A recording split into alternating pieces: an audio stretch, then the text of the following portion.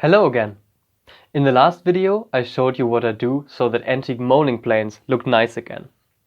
This is what I call a collector's condition. But I want to go further and restore these planes to a good working condition, which means that I must invest a bit more time. The two really important areas of a plane are the edge of the cutting iron and the sole of the plane. It is obvious that the iron needs to be sharp to perform well. But why is the sole so important? To explain this, let us look at these three pieces of wood and pretend they were normal bench planes, like this one.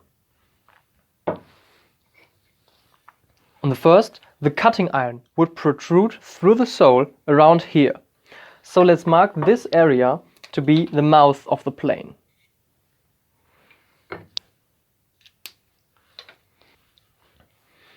In the first case, the sole of our plane is perfectly flat, and the distance between this point of the sole and the board I want to plane stays the same throughout the whole cut.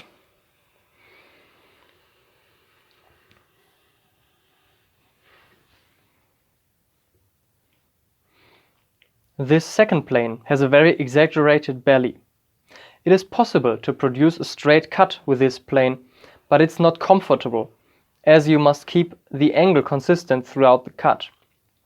Otherwise, the distance between the mouth of the plane and the board can change, which results in a cupped surface.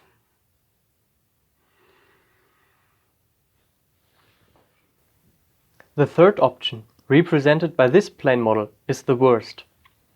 If the area around the mouth is worn out, the distance between mouth and board increases as you push the plane onto the board.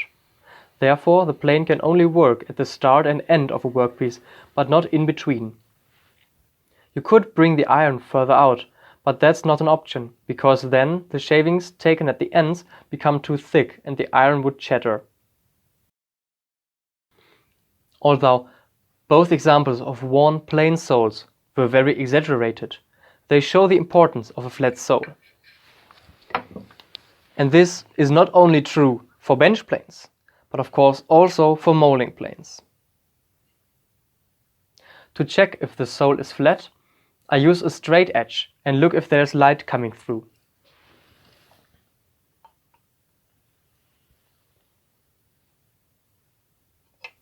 Make sure that you do not only check one area, but the whole radius and also all of the flat faces that might be present.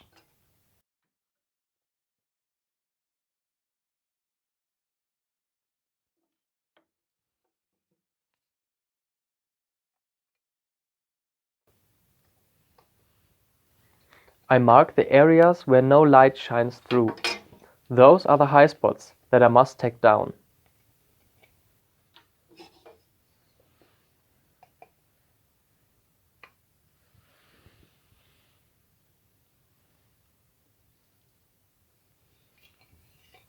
If the sole was perfectly flat, there would not be any light visible. But in this case, the sole is worn out around the mouth. I just explained what this means. The plane can't take a full shaving. This plane is warped as a whole, which means that the whole profile needs to be reshaped because it is crooked. This will take some time. I start by addressing the flat faces of the profile. They can act as a fence or depth stop, or they are part of the molding itself. No matter which function they serve, they should be straight. And this one definitely is not.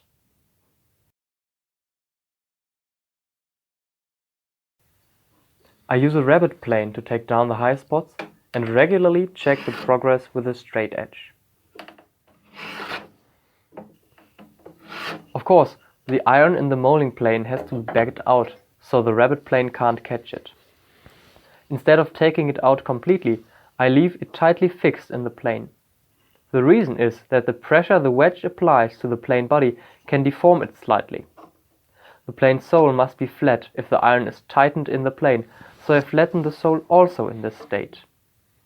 If I would shape the sole while the iron is out, the plane body might move slightly when I tap in the wedge, resulting in a sole that is not flat anymore.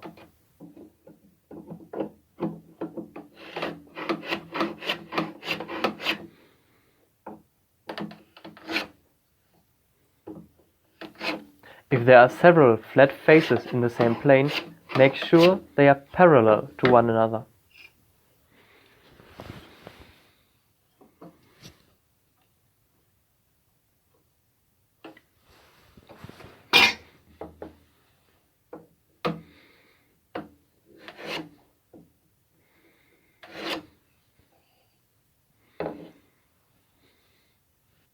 Now that the flat faces are straight and parallel again, we can start with the concave and convex parts, which are often worn out. There are several ways to fix this problem. You can either use another plane with a matching radius to take off the high spots.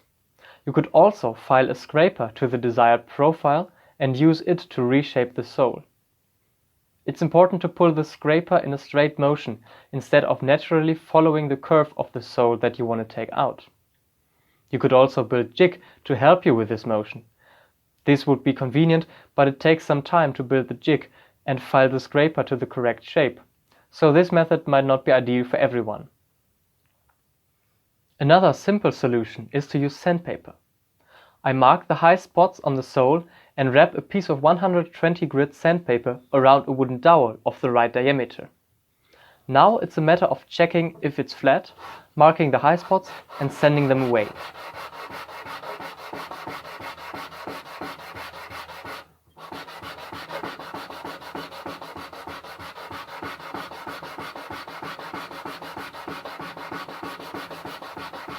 I wear a dust mask to protect my lungs against the fine wood dust.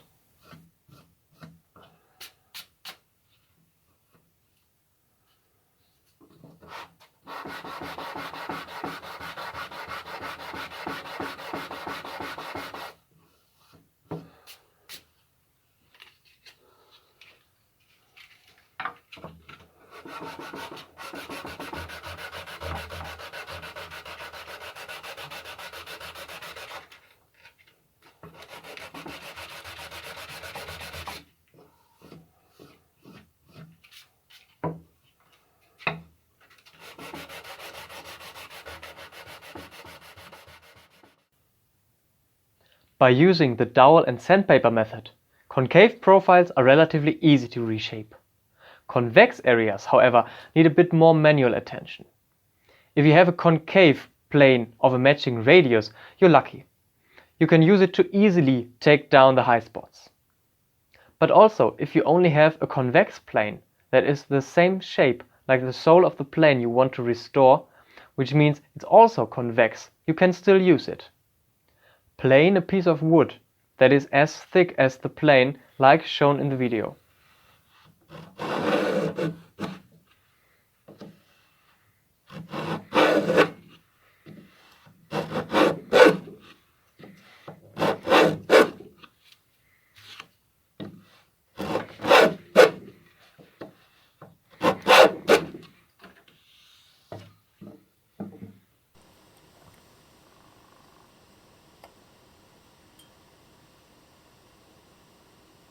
Into this channel you can put the sandpaper and use it to sand the sole of the plane.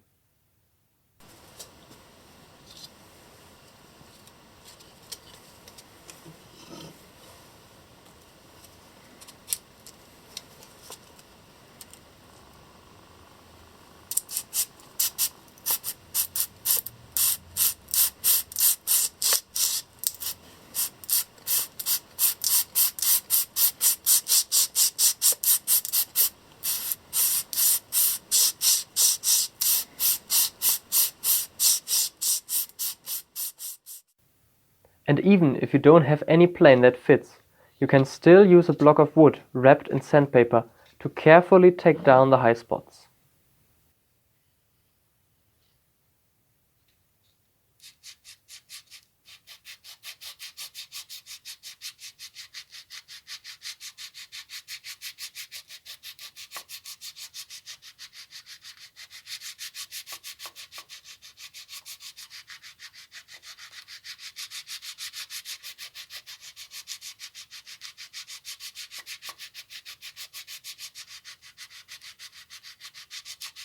After I'm done with the 120 grit sandpaper, I go over the sole again with 240 grit sandpaper. The smoother the sole is, the easier it will be to push it over the wood. The process of flattening the sole of a moulding plane can take some time and be very fiddly, but it's worth it. The plane only will perform well if the sole is dead flat and has a consistent shape over the whole length. And once you have a flat sole, you probably don't need to do this again in the next few years. I talked with you about the importance of a flat plain sole and showed you different methods to reshape the sole. In the next video, I will focus on the cutting iron, so make sure to check it out. If you enjoyed this video, please give it a thumbs up so other people can benefit from it too. See you next time. Bye.